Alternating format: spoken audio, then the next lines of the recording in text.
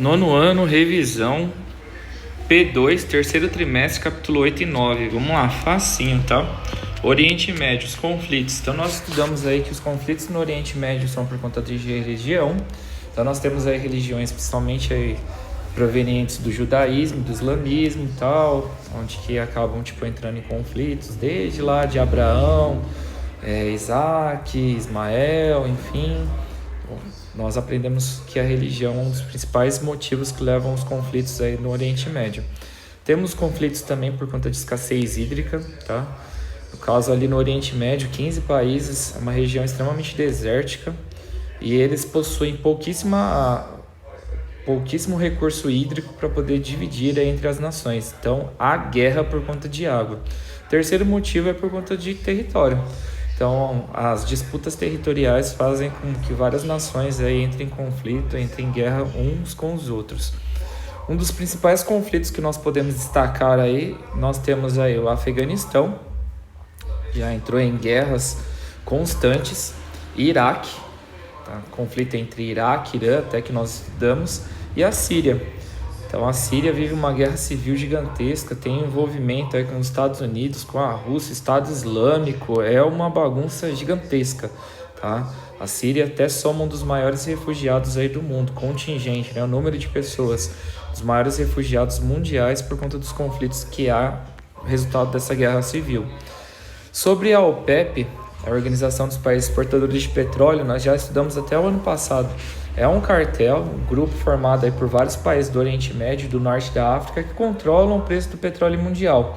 Até fazem parte as Sete Irmãs, uma das principais empresas aí refinadoras de petróleo, transformam petróleo em gasolina, diesel, enfim. A Exxon, a Shell, a Mobil, enfim. Então controlam o preço do petróleo de uma forma global, se chama cartel, tá? O controle dos preços. Depois nós estudamos sobre Israel e Palestina, também um conflito milenar. Os israelitas, aí, até de acordo com a Bíblia, né, estavam espalhados pelo mundo todo. Não existia Israel, eram os judeus. Então nós tínhamos a diáspora judaica, onde os judeus eles acabaram ali no período do Império Romano, perdendo seus territórios, que eles já tinham invadido aquela porção territorial, perderam esses territórios e foram espalhados pelo mundo todo. Isso se chama diáspora judaica.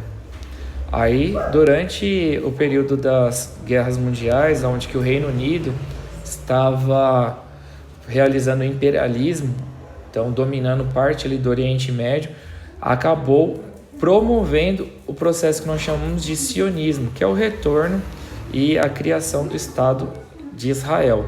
Então, sionismo, retorno dos judeus espalhados pelo mundo todo para criar um país para eles.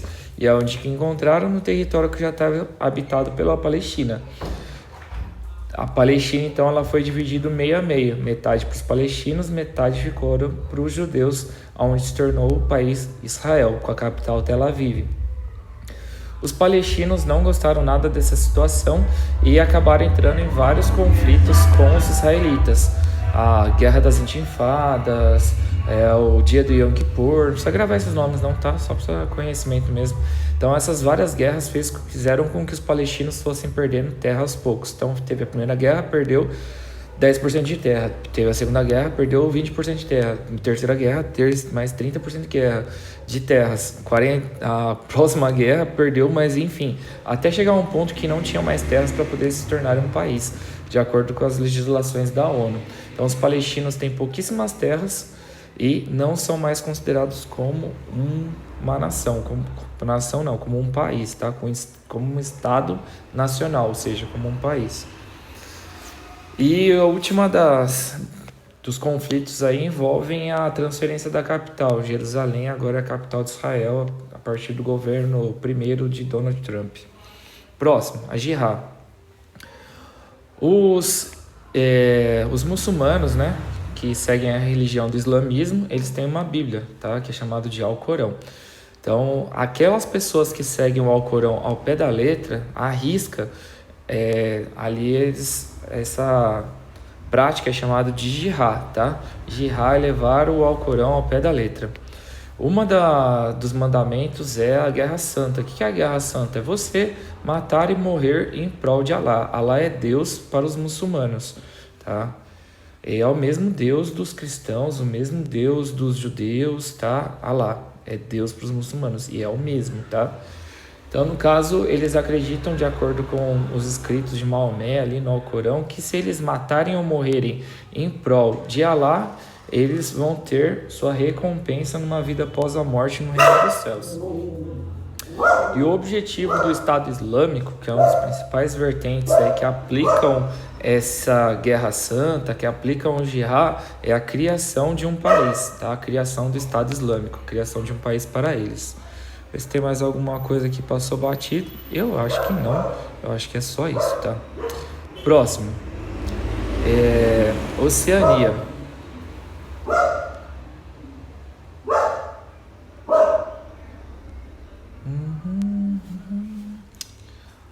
Essas pessoas que elas seguem o Alcorão ao pé da letra, eles são chamados de xiitas, tá? Os que são mais relativos, mais tranquilões, não precisa usar a burca ali literalmente, são os sunitas, os mais relativos, mais tranquilos. Acho que praticamente é isso. Agora nós vamos para a Oceania. Oceania, o que é a Oceania? A Oceania é um continente, é o menor de todinhos, tá? Menor continente. É um arquipélago gigantesco com várias ilhas, com destaque a Austrália e Nova Zelândia. E depois nós temos a Melanésia, a Micronésia, a Polinésia. A Oceania ela tem vários contrastes socioeconômicos, então, enquanto alguns poucos países são muito ricos, exemplo de Austrália e Nova Zelândia, que constantemente estão nos top 15 dos maiores DHs mundiais, as demais ilhas, elas vivem numa miséria gigantesca, tá? Uma boa parte delas, pelo menos. Aspectos físicos entre a Austrália e a Nova Zelândia. Então, nós estudamos que a Austrália está numa latitude um pouquinho mais ao norte, um pouquinho mais tropical. Então, uma região predominante aí de climas quentes, semiárido, tropical. Tá? O relevo da Austrália é mais baixo, é um território maior.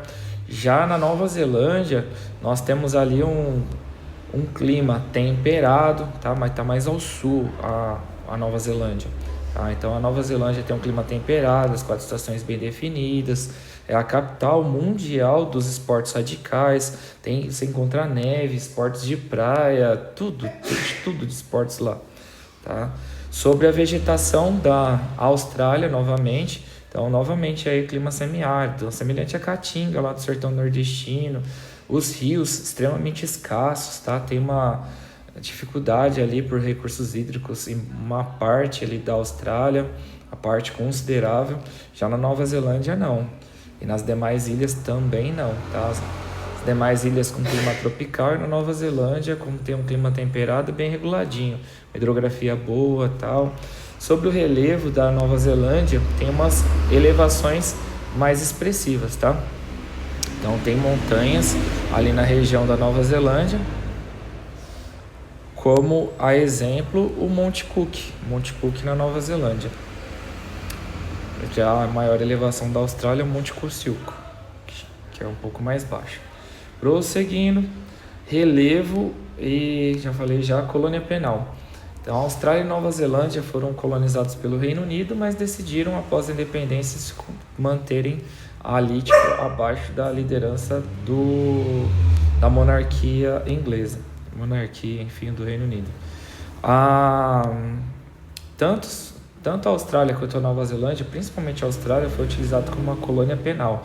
Ou seja, prisioneiros lá do Reino Unido e tal, fizeram crimes gigantescos, eram jogados lá para poder morrer de fome e de sede no deserto da Austrália. Colônia penal. Nativos. Nós estudamos que na Austrália existem os aborígenes, muitos séculos tratados como animais, foram dizimados, reduzidos a 10%, muito prejudicados ali.